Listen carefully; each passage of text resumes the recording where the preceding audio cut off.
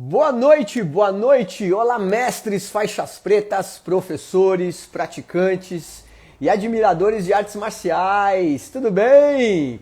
Como estão todos? Ô! Como que tá? Yokomizo? Precisa voltar a treinar, hein, meu amigo? Opa, tá Kimonos Dragão aqui, olha só. Marcinho Sensei já está aqui. Hoje temos uma live maravilhosa com o Marcinho Sensei. Deixa eu convidar ele. Vai entrar. Tá chegando já. Vagyun, seja bem-vindo. Hoje uma live faixa preta aqui. Aliás, faixa preta da Bering, hein? Fabinho Sensei! Ô, mestre! Boa noite, querido! E aí, Marcelinho? Tudo bom, Sensei?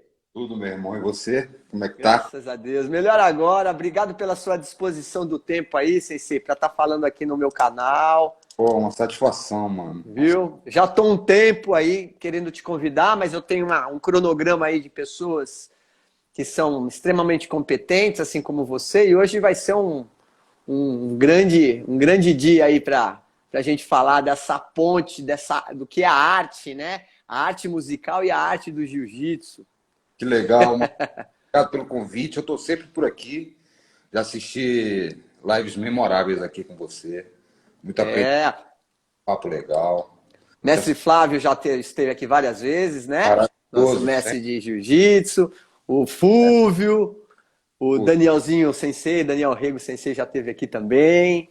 Exato. Então a Bering fica em peso aqui. Diferente, né? Sensei, eu chamei você para falar porque eu pensei muito nessa relação da arte propriamente dita, né? Então quando a gente pega o termo jiu-jitsu, a gente fala arte da suavidade ou técnica suave, né? Mas uma das interpretações que a gente pode dar no kanji é a arte mesmo, né? No Gil, né? Gil de suavidade, de arte. Jitsu como técnica, mas também pode ser aplicado, o kanji aplicado em arte.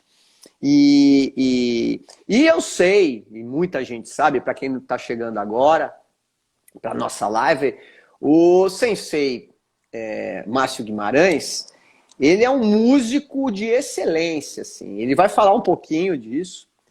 E eu vou aproveitar para apresentá-lo, porque ele falou assim: vou te mandar um pequeno currículo. Pô, quando eu olhei para o currículo, falei: pô, nós vamos falar a live inteira de currículo, só Sim. musical, fora do jiu-jitsu, né, Ceci? Então vamos lá. O professor faixa preta, Márcio Guimarães, é músico, compositor e produtor, tendo iniciado na carreira em 1990. Na primeira montagem musical do Noturno, de Oswaldo Montenegro. Atuou em várias companhias de teatro e musicais, tais como de Rita Lee Mora ao Lado, Cartola, Dona Ivone Lara, entre outros. Compôs diversas trilhas musicais e foi gerente artístico da Rede TV de 2008 a 2010. Acompanhou diversos artistas como Oswaldo Montenegro, Roberto Menescal, Carlinhos Vergueiro, Veig Salazar, entre outros famosos. Além disso, é quinto dan, né, Sensei? Isso é quinto dan? Quinto dan, quinto grau, faixa preta, quinto grau de jiu-jitsu pela Escola Bering. Aliás, a semana retrasada eu tive a honra de receber o terceiro dan da Escola Bering pelo Messi. Você estava lá prestigiando, eu fiquei feliz pra dedéu, viu, Zezé? Foi lindo. Foi lindo. Muito bonito ali, né? Bonito. E os amigos. E aí, você me fala um pouco como foi esse seu início no jiu-jitsu. É de praxe aqui das lives do Sensei Marcelo Silva fazer uma introdução para o tema, para a gente já falar dessa ponte. Mas eu queria que você primeiro falasse um pouquinho a respeito de como que você iniciou no jiu-jitsu, porque eu mesmo não sei. Conta um pouco pra gente. Ô, Sensei, eu vou te falar que, voltando um pouquinho para trás, eu vou chegar nesse ponto aí, mas voltando um pouquinho para Tá. trás, eu estava na tua graduação, né, do terceiro dan, né? Foi, terceiro. E agora a escola Bering exige que as pessoas que vão se graduar façam uma explanação e defendam uma tese, um pensamento original, desenvolva, né, uma ideia original e tente trazer para a gente agregar e traga, né, para que a gente tente agregar a nossa filosofia, o nosso tatame, a nossa lida com o jiu-jitsu. E eu me lembro que quando a primeira coisa que você falou na sua explanação foi justamente essa palavra arte. Você passou por isso, claro, você tinha um outro caminho a desenvolver na tua ideia, mas a tua ideia inicial foi falar sobre o jiu-jitsu como arte. E, e é uma coisa que eu venho pensando, uma coisa que eu venho desenvolvendo ao longo do meu tempo de treinamento. Eu me considero, hoje em dia, um amante do jiu-jitsu. Eu estou aqui em nome de ser um praticante e amante de jiu-jitsu, né? Deixando para trás o professor, qualquer outro caminho que eu tenha tomado, né? Porque tem uma história desde moleque, treinando jiu-jitsu lá no Amazonas. Meu pai me colocou. Você é natural lá do Amazonas, né, CC? Sou nascido e criado lá, vim de lá com 16 anos. Manaus mesmo, Manaus, capital. Lá tem uma tradição muito forte de jiu-jitsu. Sim, sim, sim, sim. E aí meu pai me colocou para treinar muito novinho e eu ficava indo e voltando para os Gios, treinava um tempo, depois pô, ficava difícil, aí depois voltava. Mas foi pelos idos de 83, 84, a primeira vez que eu fui. Caramba. E aí fiquei sempre indo e voltando. Quando eu cheguei em São Paulo em 1990, eu resolvi. Eu já estava em 89, já estava treinando todo dia lá no Amazonas. E aí resolvi treinar e. Resolvi não, aquilo já estava entranhado em mim, eu só resolvi dar sequência, né? Eu procurei alguns lugares, fui até o mestre Pelemetério, tá, fiquei por ali. Aí eu fui para a Companhia Atlética, fiquei na Companhia Atlética um tempo, um ano e meio mais ou menos, com o professor Júnior, Valdomiro Pérez. Enfim, depois fui para o Rio, fiquei treinando no Rio com a turma lá do Oswaldo Alves, que é a galera lá de Manaus também, que é bem ligada à escola do Oswaldo e tal. Depois eu vim para São Paulo e entrei para Bering. O Fúvio me levou num treino. Sempre fui. O Fúvio é primo do meu primo, mas eu considero mais primo do que muito primo. Sim. E aí o Fúvio sempre teve um papel muito importante na minha vida. Ainda mais nessa parte de tatame e tal. E ele me levou lá no seu Flávio, eu me lembro que eu cheguei, era um treino sem kimono na hora do almoço. Foi o meu primeiro Isso treino. onde era, CC? Onde era o dojo? Onde era a academia? A training. A training, sim, sim. Eu não fui dessa época, fui bem depois. O Marcelo era vivo, tal, ele já, o seu Flávio puxava os treinos, o Marcelo puxava de sexta-feira, puxava algum. Marcelo Bering, né, pessoal? Né? Marcelo Bering, você chegou a treinar com ele muito tempo, né, CC? Não, o tempo que eu entrei ele já estava eu não tive tempo, eu não tive essa sorte. Ah, tá. Já estava meio indo. Sei, E aí, entendi. mas eu Entendi. acabei com uma amizade muito próxima dele, porque por causa da música. O seu Flávio na verdade, o seu Flávio me aproximou dele, Uhum. porque o Marcelo tinha o sonho de ser músico, né? Ele Sim. escrevia, compunha e tal. E aí ele foi um dia na minha casa lá, que o seu Flávio me passou o telefone, passou meu telefone para ele, ele me ligou na casa da minha mãe morava com a minha mãe ainda. E aí ele, pô, quero te visitar, quero te mostrar minhas coisas, quero te visitar e tal. E aí, bicho, tocou lá a campainha, cara. Tocou o interfone. Pô, Marcelo. E daí eu falei, pô, sobe aí, cara. Aí eu olhei no olho mágico, bicho. Tava ele e o Ralph Grace, assim, dois monstros, assim, cara. Eu fiquei muito tempo pra abrir, assim. Eu falei, meu. E Que abri, genial. foi maravilhoso, porque lá a gente engatou um papo, os caras saíram da minha casa, tipo, 3 horas da manhã. E aí a gente ficou colados, fiquei meio colado nele, assim, até ele ir embora pro Rio e não voltar mais. E aí a minha história é essa, sempre treinando, sempre buscando.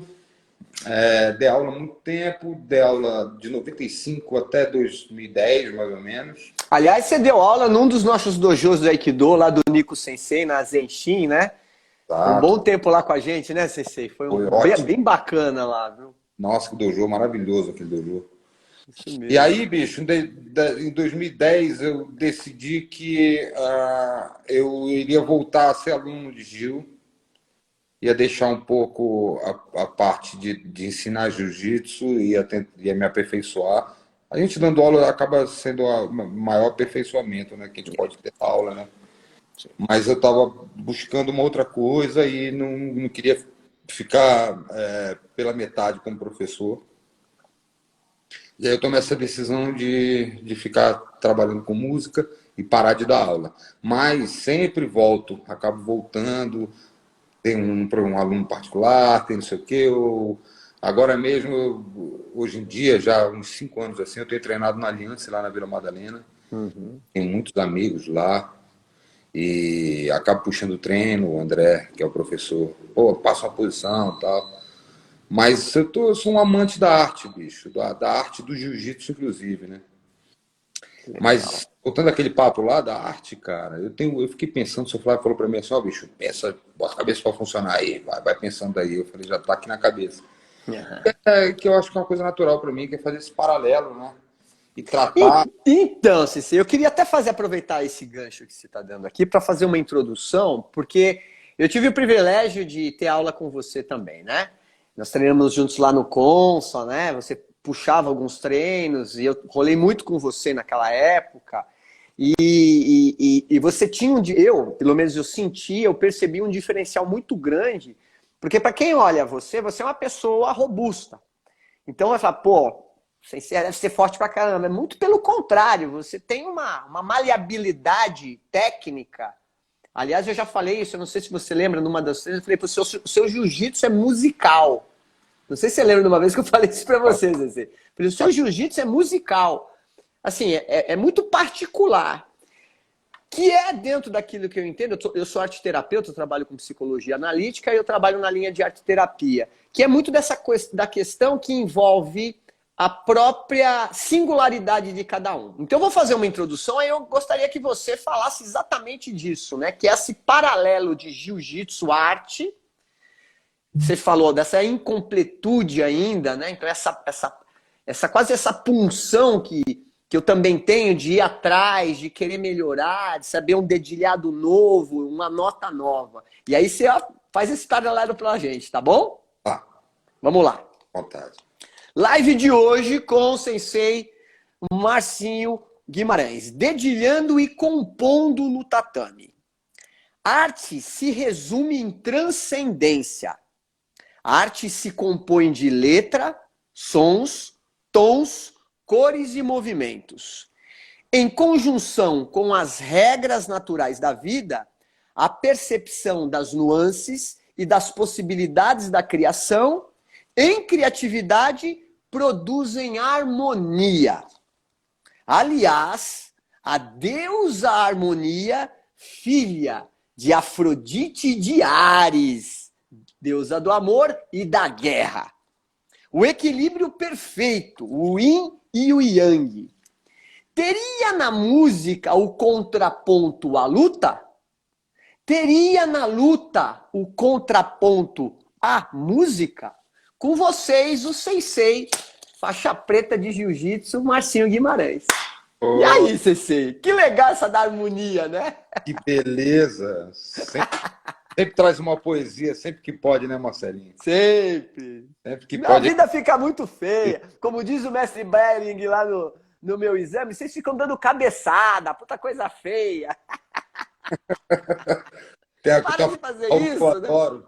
Tem uma frase do Raul Seixas que eu adoro, que é para quem tem olhos velhos, tudo é velho. Tudo, né? Exatamente. Bota na cor, né, Marcelinho? E vamos interpretando a vida, né, da forma mais doce que a gente puder. Com certeza. Aliás, a gente está precisando, né, Sensei, pelo atual panorama nacional, mundial, se a gente não fazer esse processo de transcendência através da arte, a gente sucumbe, né? Não tem jeito. Se a gente não entender o que a gente veio fazer aqui, dar um cavalo de pau, a gente não vai ter um bom fim, a gente já não está tendo, já faz um tempo. Mas deixa eu te falar um pouco sobre isso que você falou. Lógico. Algumas informações me chegaram assim ao longo dessa vida e foram me formando, sabe? Teve uma vez que o mestre Silvio Bering estava no tatame conversando com a gente, final da década de 90 ali, 98, 97 e tal. Ele tinha puxado um treino, ele de vez em quando puxava um treino com a gente. E aí ele falou assim, ó, bicho, tem até uma teoria que diz que o jiu-jitsu não é uma arte marcial, pelo fato da gente não treinar para a guerra. Se fosse uma arte marcial, exatamente, a gente teria que treinar manuseamento de armas, feitura de armadilhas e trincheiras, um treinamento que fosse coletivo, estratégias coletivas, não individuais. Então, o marcial, ele acaba ficando num lugar que ele é um modelo, mas ele não é exatamente o nosso princípio. O nosso princípio é artístico. Essa é a minha teoria. Ele falou, a gente poderia encaixar o jiu-jitsu, naquela época eu me lembro bem, ele falou, a gente poderia encaixar o jiu-jitsu numa concepção de arte zen, como a yoga, como o tai chi chuan, sendo que com outros meios para alcançar o mesmo fim. Porque o que exatamente a gente vai procurar no tatame?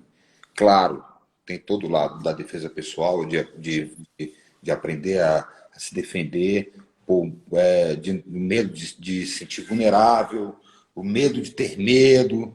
Então, tudo isso a gente busca vencer dentro do tatame. Mas o fim é uma guerra particular e individual, uma guerra da gente com a gente. E aí toda a chave. Por isso que eu consigo juntar as coisas também. Vou dar um exemplo: o estudo do piano. Para você se desenvolver, para você se aperfeiçoar no piano, você tem que fazer repetições. E a repetição vai tornando o movimento um reflexo condicionado. E você para exatamente de calcular o que você está fazendo e você começa a sentir o que você está fazendo.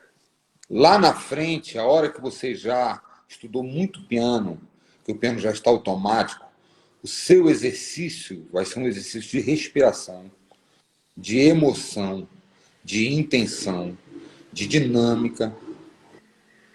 Tudo isso a gente encontra paralelo com a arte marcial. O jiu-jitsu, quando você falou nessa coisa do jiu-jitsu musical, o seu Flávio falava muito para mim, e o Marcelo falava para mim também. Para de fazer força, porque meu irmão, é que nem tocar piano, cara. É que nem tocar piano. Eu ficava, como assim tocar piano? O cara tá querendo me enforcar aqui. Como é que o piano não quer me enforcar, bicho?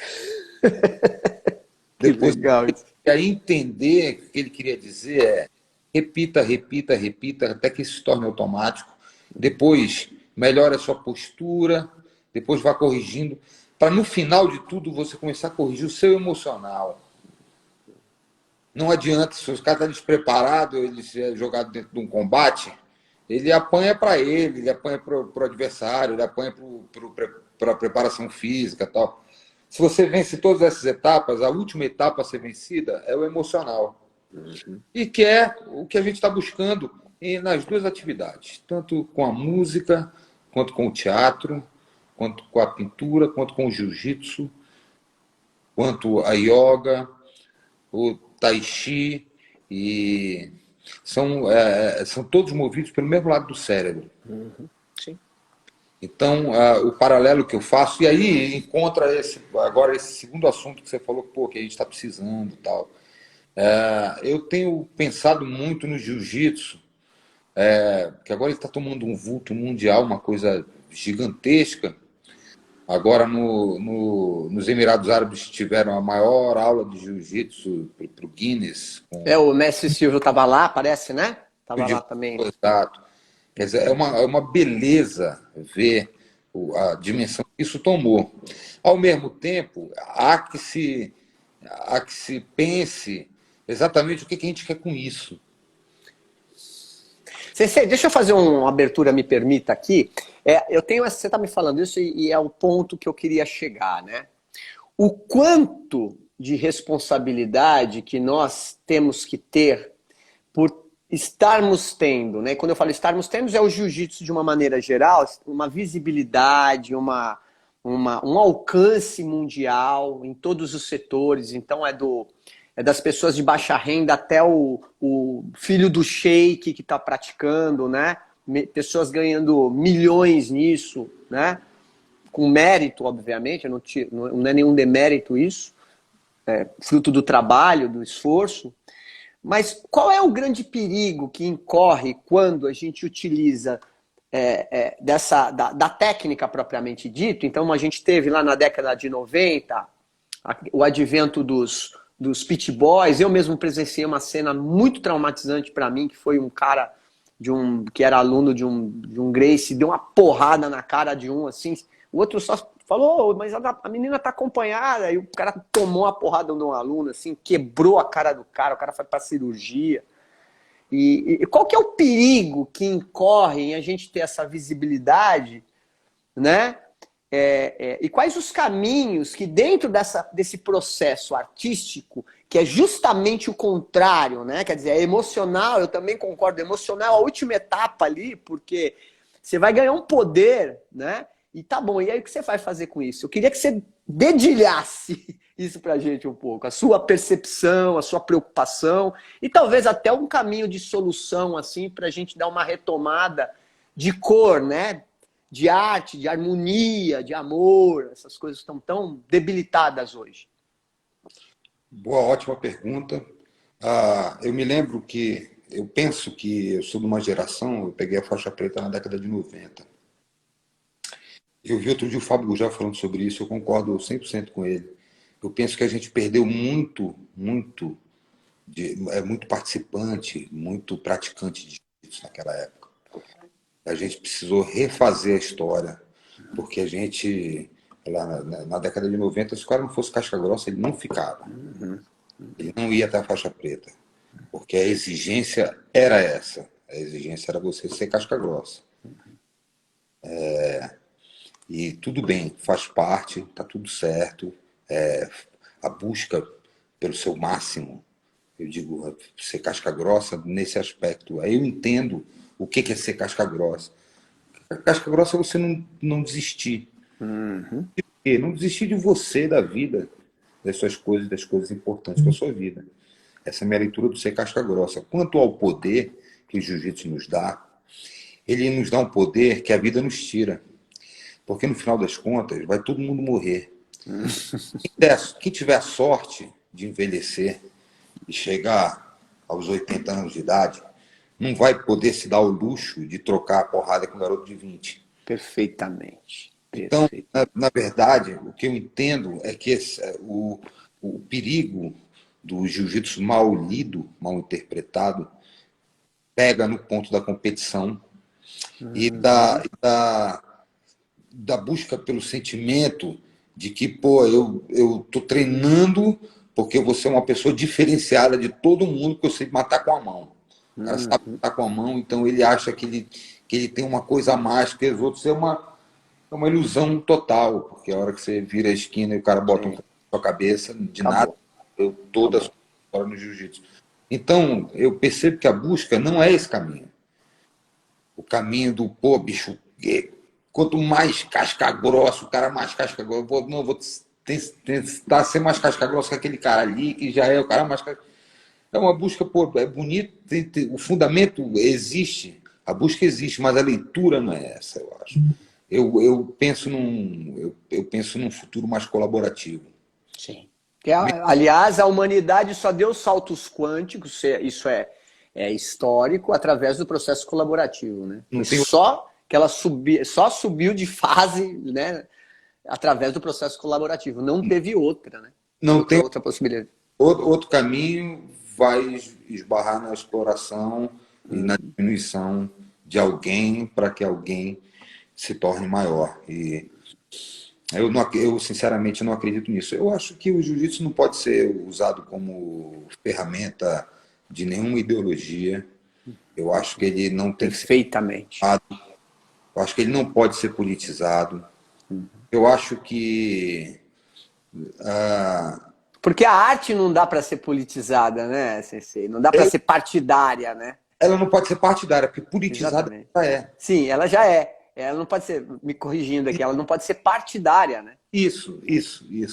Porque a política em si, o polis, ele abrange todo mundo, ele não tem vencedor.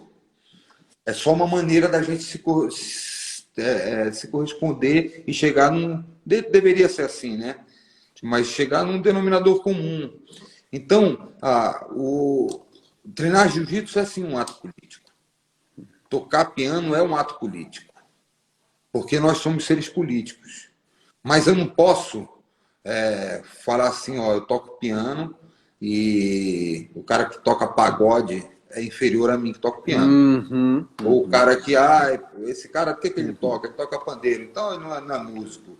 Não, não, é tudo peça, são peças de uma grande engrenagem. Entendeu? Então o mundo seria caótico e chatíssimo se só tivesse piano, ou só tivesse a guitarra, ou se não tivesse a música, só tivesse a pintura. A beleza da vida está nessa conjunção de coisas, nessa mistura de coisas. E assim, eu acho que o ser humano deveria se ler com a beleza da diferença, mas no final com o polis, todo mundo incluso, todo mundo junto, ninguém é melhor do que ninguém. Vai todo mundo para a vala no fim. Sempre. É uma grande tragédia grega. Exatamente. Vai fazer? Vai morrer todo mundo. Todo mundo vai morrer. Então, qual a história de cada personagem, né? Como é que você leva a sua vida? Com um sorriso ou você é o cara carrancudo? Mas voltando ao papo do jiu-jitsu, eu penso isso, sabe, Marcelo? Que a gente deveria começar a encarar o jiu-jitsu como uma boa análise. Sim. Entendeu? Como uma boa busca pelo equilíbrio, pela sua melhor respiração e tal. Nada a ver com defender seu patrimônio Sim, perfeito. e isso, porque isso é tudo lúdico. Você pode acertar dois caras, quebrar dois braços, e no terceiro você tomar uma facada no pescoço. E morrer. Morreu e acabou. O que você está falando, CC, é de uma profundidade, de uma magnitude tão interessante, porque aí eu coloco um pouquinho daquilo que eu estudo, né, que é a filosofia, a partir de todo o contexto histórico, da sua gênese, né? A arte marcial, a gente entende que ela é exatamente a possibilidade de você penetrar em todos os ramos sociais. Né? A marcialidade é esse espírito de Ares, se a gente for comparar, né, da primeira ciência, que é a mitologia, né? Então, assim, Ares com essa belicosidade, guerra, um cara violento, né? Não é tão cultuado, porém ele dobra as pernas quando ele encontra com a Afrodite, né? Com a deusa da beleza e do amor, né? E dali surge a harmonia. O que eu estou querendo dizer com isso? Eu estou querendo dizer que o que o senhor está falando agora tem a ver com máquina de guerra. A máquina de guerra tem um contexto cultural que ocupa os espaços, diferente da guerra, que só está ali para o Ares, né? Então a gente tem que dar um passo atrás. Na verdade, a gente fala, não, a gente tem que evoluir. Não, eu acho que a gente tem que dar um passo atrás desse contexto e dedilhar mesmo, estudar, assim como você está falando, né?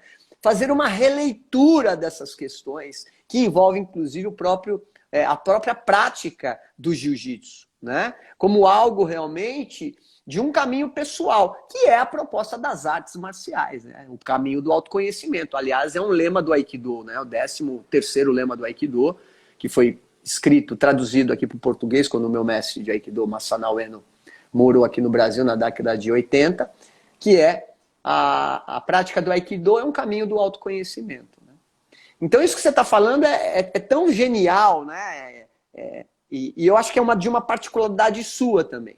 A minha pergunta é o seguinte: o que te incomodava no jiu-jitsu, ou que se incomodava alguma situação dentro do ambiente, já que você já tem, acredito que você já tinha essa visão desde pequeno também, que eu acho que a música acompanha você também desde pequeno. Sim. O que te incomodava nesse ethos do jiu-jitsu, dessa época que você viveu na época mais quente do jiu-jitsu, vamos dizer assim, né? Você foi formado nessa época quente, né, CC? O que te incomodava nessa época? Olha, eu vou te falar, bicho, nessa época eu era muito novo. E eu tinha um comportamento particular por ser um músico e por me envolver numa esfera mais alta de jiu-jitsu. Eu queria treinar com a galera, com os melhores e tal, apanhava dos melhores e estava sempre lá. Então eu não conseguia exatamente ter uma leitura assim específica do que aquilo poderia virar incômodo. Na época não era incômodo, na época era só desafio. Entendi. Na época eu não pensava em incômodo. A reflexão veio com o tempo. Entendi. Quando a gente já não tem a mesma vitalidade, e aí e também todo o aspecto político e cultural do país vai mudando, e você vai acabando adquirindo outras leituras e tal. Eu não, até hoje eu não tenho exatamente algo que me incomode, porque eu me tornei, nesse aspecto, um cara muito focado no que eu quero. Então, eu estou um pouco impermeável para energias e atitudes que não sejam desportivas ou que não estejam no meu caminho. Elas não. Antigamente, se alguém me chamasse para treinar e eu não pudesse treinar e não fosse, eu voltava para casa e passava 3 dias pensando naquilo, ia dormir lá junto com o cachorro. Hoje em dia, eu machucado, se alguém me chama para treinar e eu sinto que eu não estou podendo treinar, eu agradeço. E aqui não me pega mais. Sim. É um processo de maturidade também, a gente vai adquirindo, né, com o tempo, né, CC? Por ser dessa década de 90, você tinha que ter isso na cabeça. Tinha que ter aquele cara, era a defesa da honra máxima, o que você podia tirar de força dentro de você para defender aquilo que a gente chamava de honra, que a gente chama, que a honra está aí, né? Só que a leitura disso, para mim, foi amadurecendo.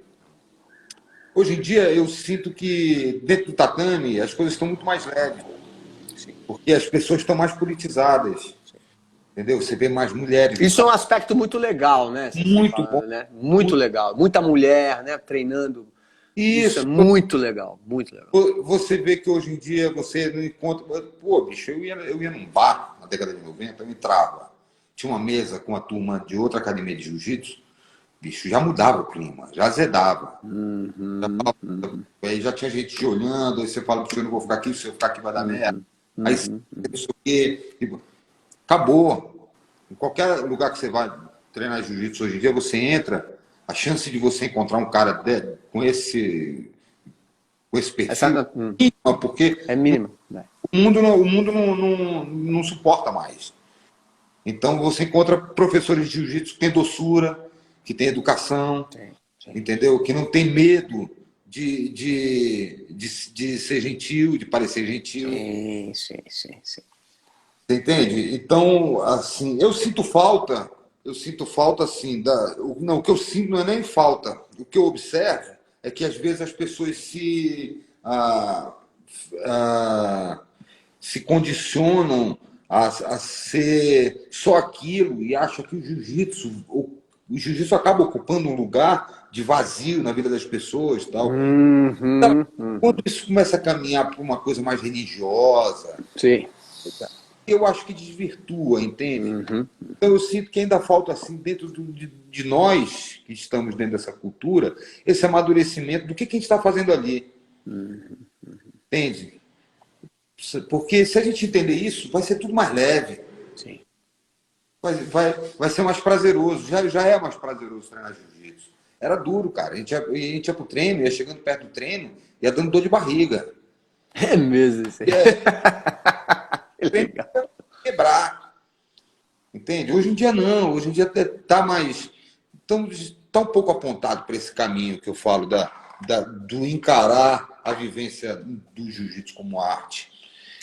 Então, o que você está falando, então, eu acho que... Então, você acha que está existindo, né, desde a época que você treinou nessa época, né, que era quente pra caramba, que era aquela coisa mesmo... dos casca-grossa ali, de formar na base da forja, não tinha... vocês apanhavam e a mãe nem sabia. Não. Você acha que houve um processo de evolução nesse aspecto de afetividade, de uma suavização do ethos ali, do comportamento? A que você atribui isso, Sensei? Eu acho que isso tem a ver com o número de praticantes que aumentou muito e o mundo mudou muito. O mundo não permite mais que você, dentro de uma aula, você chame um negro de macaco. Sim. Dê um apelido para um negro de macaco, ou que você, sei lá, ou que você trate mal uma moça, ou que você receba mal o primeiro aluno. O mundo não permite. Então, naturalmente, a gente vai se encaminhando para uma coisa que caiba a todo mundo. Sabe? Tem muito deficiente físico treinando hoje em dia. Verdade. Muito bacana de ver a colaboração. Um deficiente físico como Tatame ensina todo mundo que está em volta. Todo mundo, todo mundo. Bom, eu dou aula há muito tempo para criança, né, Cecília? Eu trabalho com muito a criança com DDA, com crianças com espectro autista, já há muitos anos, né? Aliás, uma das escolas que foi pioneira em implementar o Aikido como parte do currículo escolar foi também a pioneira de trabalhar como escola particular, né? Da rede particular de ensino, a inclusão de crianças com portadoras de necessidades especiais, chama Escola Espaço Aberto. Oh, Então é sensacional. E um aprendizado que eu tive, né? Assim, eu acho singular, assim. Mas é isso, cara, isso é um segredo. Isso que você está contando aqui pra gente é um segredo que as pessoas precisam descobrir. Que, na verdade, cara, a vida nos proporciona tanta chance de aprendizado em coisas extra o que você faz. Então, você é um cara que vive do jiu-jitsu, legal. Vai se desenvolver ali e tal. Mas, fora isso e paralelo a isso, a vida oferece chances da gente olhar para aquele nosso papo inicial, botar a lente certa, olhar as coisas e aprender demais. Porque nem tudo na vida é armlock, bicho. Nem tudo na vida é mata-leão. Mata-leão é só um dó maior. Armlock é só um dó. Era isso que eu ia perguntar agora. Quando o Sensei Marcinho tá treinando de jiu-jitsu, que música que ele toca?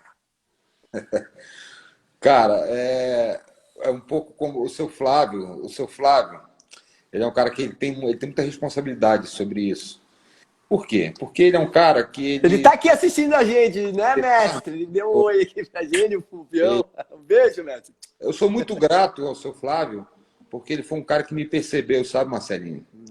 Ele viu que eu tinha inteligência para uma coisa e não muita inteligência para outra, e ele não quis me colocar na mesma caixinha.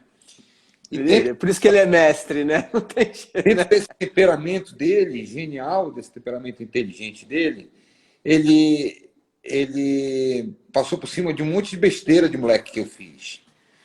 Porque eu também, sabe, por exemplo, eu sou de uma época que faixa preta era rico, cara. Faixa preta de jiu-jitsu não tinha um faixa preta de jiu-jitsu pobre. É mesmo, olha que coisa interessante, Ceci. E isso é muito doido. Então, Aí ele falou, só te cortando, ó o mestre falando, amo esse menino. Te chama de menino ainda. Aqui, tá escrito, amo esse menino. Olha o mestre aqui. Eu sou muito grato. Ele teve paciência e graças a ele eu tô aqui, Marcelinho. Amém. Graças ao seu Flávio, graças ao seu Flávio, a mão que ele estendeu para mim, e ele nunca tirou essa mão. Ele sempre deixou a mão lá. Voltando ao papo da música, o seu Flávio, ele é um cara que gosta de jazz. E você vê que a elegância que ele faz o jiu-jitsu é o jiu-jitsu mais elegante que eu já vi. Eu nunca vi um jiu-jitsu tão elegante quanto o seu Flávio. Eu também não. Nunca vi um jiu-jitsu mais Eu também não. Eu também E não. olha, o jiu-jitsu do Silva é uma coisa plasticamente maravilhoso. Sim. Mas o seu Flávio é pai do Silvio. É. Foi ele que ensinou o mestre Silvio. Detalhe, né? Então, respondendo a tua pergunta, a música que me vem à cabeça, velho, é a música do improviso. É o jazz, é a hora que eu sento no piano sem nenhum tema e saio improvisando, saio tocando, saio derramando música ali, entendeu? A hora que eu caio para dentro do rolo, eu saio derramando alma, sabe? Gosto de fluir, eu tenho minhas posições que eu gosto de fazer, que eu fui desenvolvendo durante o tempo. E aí eu vou indo, mas sempre voltando para.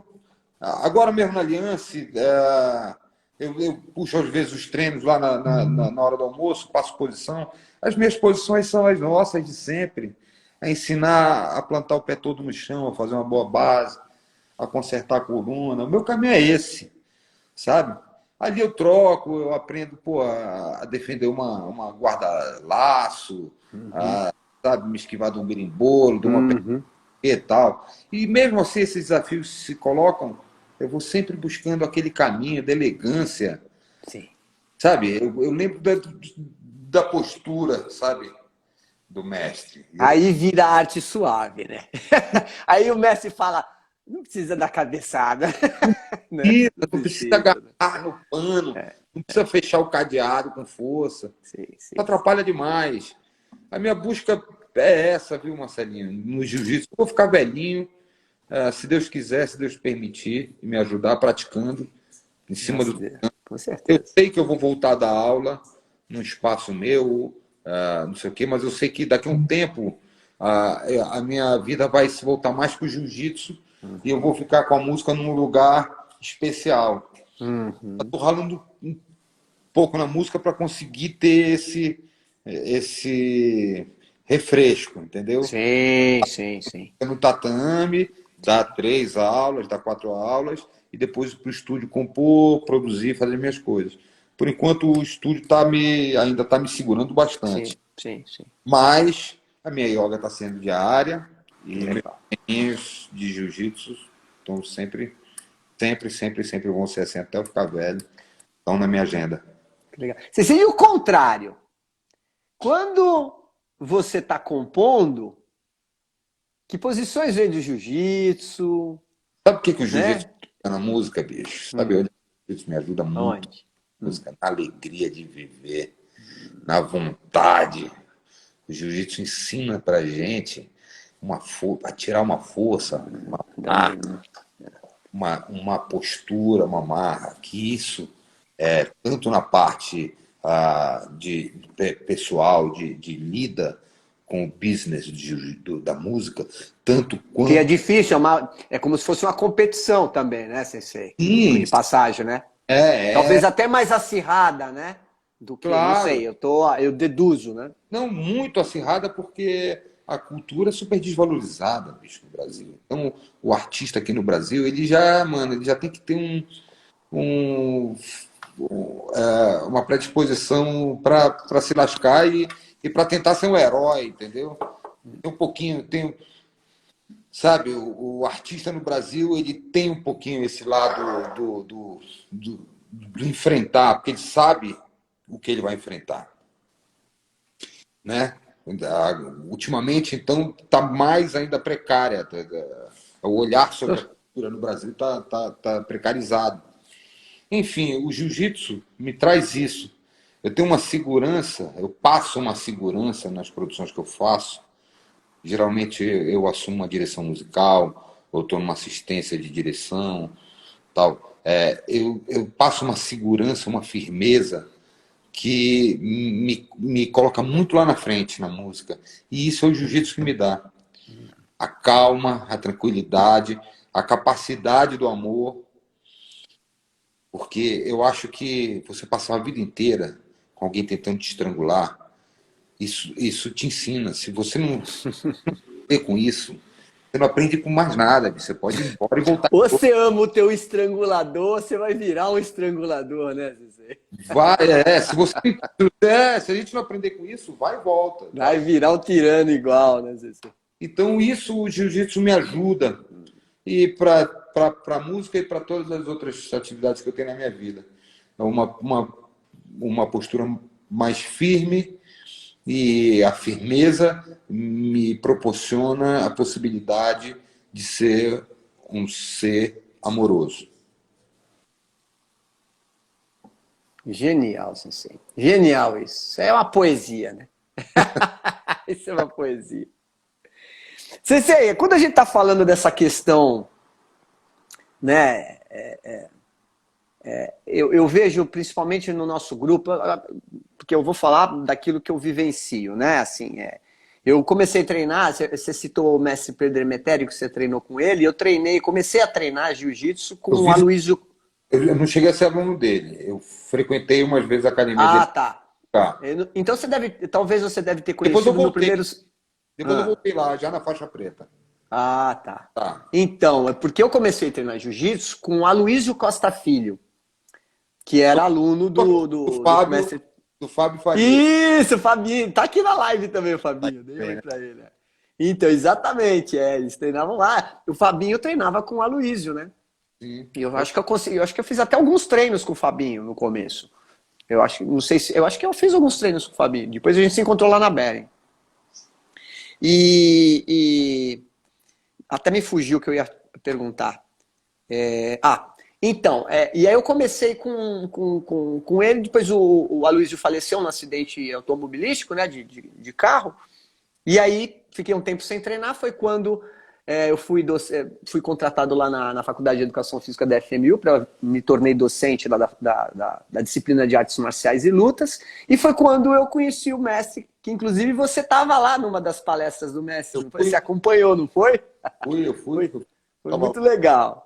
Então, e é interessante, mais uma vez, eu estou falando daquilo que eu vivencio, né?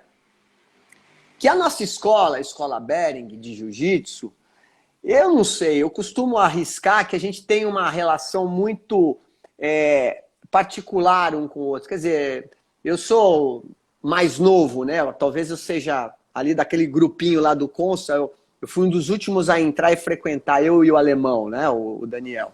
Sendo que isso já fazem 15 anos, né? Já fazem 15 anos, esse detalhe, né? É mais novinho, mas já fazem 15 anos. Mas o acolhimento que eu tive de todos vocês lá, de todos, sem nenhuma exceção, o Luizinho Lopes, o Daniel Sensei Rego, o próprio Mestre, porque naquele grupo lá do Consa era só faixa preta e marrom. E eu, naquela época, eu e o alemão, a gente era faixa roxa ainda. Então o mestre falou, o alemão era meu aluno lá da faculdade, ele era discente da faculdade, ele era calouro da Faculdade de Educação Física, eu era professor dele, e quando o mestre foi lá na faculdade dar palestra, que você estava presente, o alemão falou, não, eu treinei e tal, também lá um tempo e tal, e o mestre falou, pô, então vai lá no Consa e chama o teu professor também. E aí acabei indo, né? Então assim, pô, eu fiquei surpreso pelo convite, né? Porque ele abriu uma exceção para mim e para o alemão de treinar, que éramos faixa roxa ali. Depois eu acho que acabou entrando o Salsicha também, né? Lembra? O Gui. O Gui, né? Então aí começou, né? E aí, pô, fez um grupo muito legal, né? Então, o Johnny Gui, exatamente, o Johnny Gui, sensei também, que está na Austrália, eu sempre falo com ele. Eu comento muito esses treinos com o Fabinho, a gente se fala. E a gente sempre relembra. Pô, aquilo era genial, cara. Primeiro que a gente aprendeu muito jiu-jitsu, porque a gente teve o seu Flávio à disposição para nos ensinar jiu-jitsu lá, e com toda a vontade que ele tem até hoje, né? Então, aqui, era um banho de jiu-jitsu, e é como você falou, tinham pessoas muito legais, era um treino amistoso, técnico, e às vezes muito pegado, mas antes de qualquer coisa, era um treino de gentileza. Exatamente, exatamente. Que é o perfil do mestre, né? Exatamente. E aliás, tinha mais um que a gente não pode deixar de ser, que era o ministro, né? Que hoje é ministro, né? O Juca Sensei, né? Também, o ministro Juca, Joaquim, né? Que hoje é ministro da agricultura, não, do meio ambiente, né? Do meio ambiente. Do meio ambiente. O Juca estava sempre com a gente ali, né? Sensei ministro Juca. Sensei ministro. Aliás, eu convidei ele, eu mantive, só que ele deve estar na baita numa correria. Ele falou assim, agora não dá, mas com certeza eu vou fazer uma live com você aí. Abaixar o fogo lá Quando abaixar o fogo da Amazônia, ele vem. Ih, vai demorar, viu, tio? Apagando fogo com gasolina, eu nunca vi uma coisa dessa, meu. Pô! Meu Deus. Caraca, e quando o Juca foi admitido, eu escrevi para ele assim, pô, boa sorte, tu vai precisar. Eu também, mano. Porque ele é nosso amigo querido. Nosso amigão, lógico, cara genial. Sensei, deixa eu te fazer mais uma pergunta aqui a respeito dessa ponte da música com o jiu-jitsu, né? Quando que o jiu-jitsu e a música não se comunicam? Quando é que você teve essa percepção? Se teve alguma percepção de alguma situação? Quando isso não é possível? Porque nós estamos falando aqui dentro dessa conotação artística. A arte, sua arte, a arte da música. A gente já dissertou aqui que essa questão de arte envolve um olhar muito particular, cuidadoso, meticuloso, você precisa estar aberto, né? Precisa ter essa vocação para o amor, para a disposição, para a harmonia. Quando é que não se comunica? Qual é o fator primordial que dá esse choque, que a arte se desfaz e a coisa fica aquele som daquele violino com as cordas Mal feito. podre, assim, com defeito? Eu acho assim, em relação ao encontro do jiu-jitsu com a música, eu teve um momento da minha vida que eu falei assim, pô, eu vou ter que parar com um dos dois. Porque o jiu-jitsu você pega no pano, isso vai quebrando seus dedos, isso vai calcificando, vai engrossando os dedos, vai limitando os movimentos. A música, a parte instrumental da música, né? Você precisa ter um treino físico também de digitação, e você precisa ter o dedo solto, a digitar. Então, assim, a gente poderia falar que mecanicamente eles são incompatíveis. E eu tinha essa ideia do mecanicamente incompatível. E uma hora eu falei, putz, eu vou ter que abrir mão de um para me dedicar ao outro. E aí isso foi fundindo na minha cabeça. Eu faço psicanálise há muito tempo já. E nessa época eu já fazia. E eu levei isso para meu psicoterapeuta. Aí ele falou assim, velho, quanto tempo você toca? Você é instrumentista? Eu falei, desde os 10 anos, 12 anos. Falei, quanto tempo você pratica jiu-jitsu? Eu falei, mais ou menos desde essa época também. Aí ele falou assim, então se você veio até aqui, na época eu era faixa marrom, quase faixa preta. Ele falou, se você já veio até aqui, você é um faixa marrom, você é um músico que já trabalha, já está no mercado, que já está aí, você já aconteceu. Você é a prova viva. Houve alquimia, né, Sensei? Alquimia aconteceu. E aquilo para mim foi assim, velho. Genial, genial isso. Aquilo foi um conforto, porque era como se eu tivesse 2 filhos, tivesse que escolher um para o sacrifício, entendeu? E eu não ia Não conseguir. precisa. Não ia conseguir. Não, cara, se tem alguém para fazer isso, é você que já faz. Então faça. Ele falou, o que você está esperando? Um cara vira um outro cara, que você encontre, e o cara faça isso que você está achando que não dá para fazer, para você saber, dá para fazer? Não, cara. Vai lá e seja, e faça. E assim eu fui. E eu consegui levar, eu consigo tocar, Que legal. treinar. As coisas não se atrapalham, muito pelo contrário, elas sempre se ajudam. Legal. A arte não atrapalha em nada. Genial. Você está falando uma coisa, você é tão profundo isso, né? Porque faz parte dentro daquilo que uma das minhas especialidades, que é a psicologia profunda, a psicologia junguiana, que é o mistério coniunctius, né? Que é a conjunção das polaridades, né? Ou a prima matéria e a prima matéria, né? Aquela coisa da alquimia, né? Quer dizer, o fogo, né? E a água ali, elas se misturam, né? E ali produz alguma coisa e elas vão entrando num processo de harmonia que acaba, inclusive, aí sim justificando o que é a arte marcial, né? Através da simbologia do Tao, do Yin, aquele símbolo que é composto do Yin e Yang, né? Quer dizer, os opostos, né? Estão ali, né? Se permitindo um ao outro, né? Isso é muito legal que você está falando, né, Zezé? Porque... E você é uma coisa que eu gostei muito, que é uma palavra que eu gosto e que eu já levei uma vez também, já está falando de análise, a minha analista perguntou assim, como é que você se definiria? E a palavra que me veio na cabeça, na hora, foi: eu sou um alquimista. Legal. Que legal. E aí eu percebo que sim, o que a gente faz no jiu-jitsu é alquimia. Alquimia pura.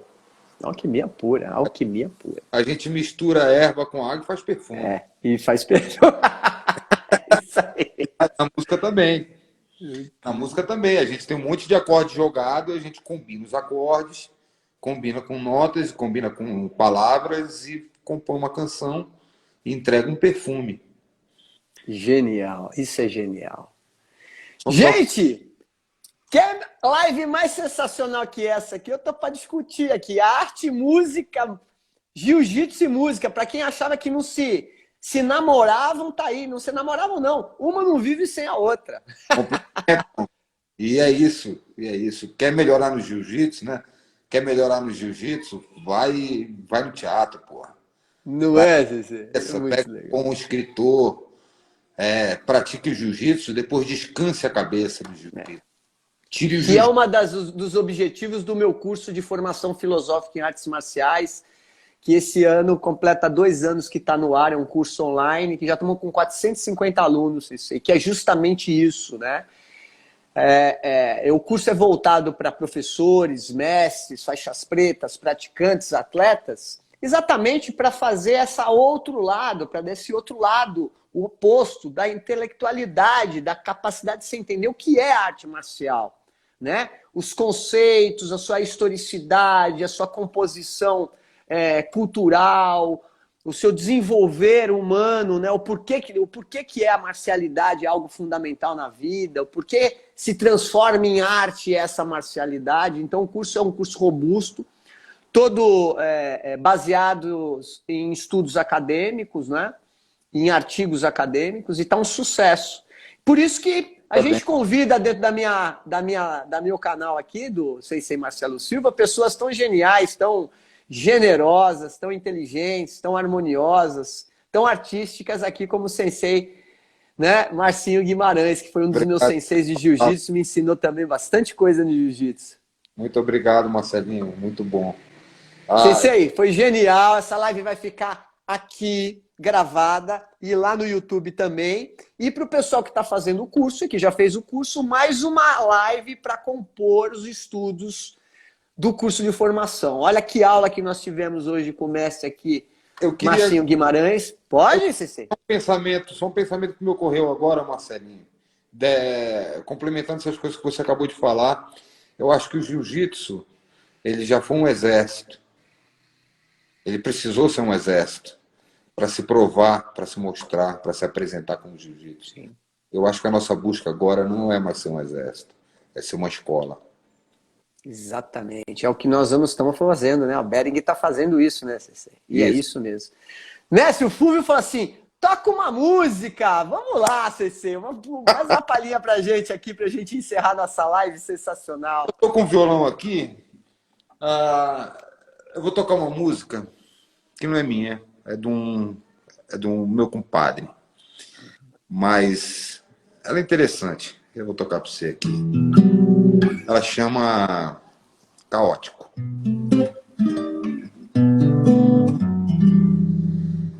Levemente caótico, praticamente antiprático, para entender multilógica, eu quero algo sintético. Ontem falei com um árabe sobre essa falta de método que embaralha o ímpeto. Quem sabe uma nova pílula. Berrou, gritou, passou. Se não tem fogo é brincadeira. Vai lá, é beabá, caô. Berrou, gritou, passou. Muito chuvisco e pouca lenha. Vai lá, chegou no código. Praticamente didático. Se saiba disso é patético. Enforcamento de vísceras. Gelo demais é meu álibi.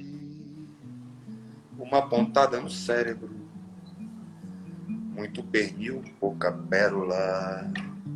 Pode chamar a milícia.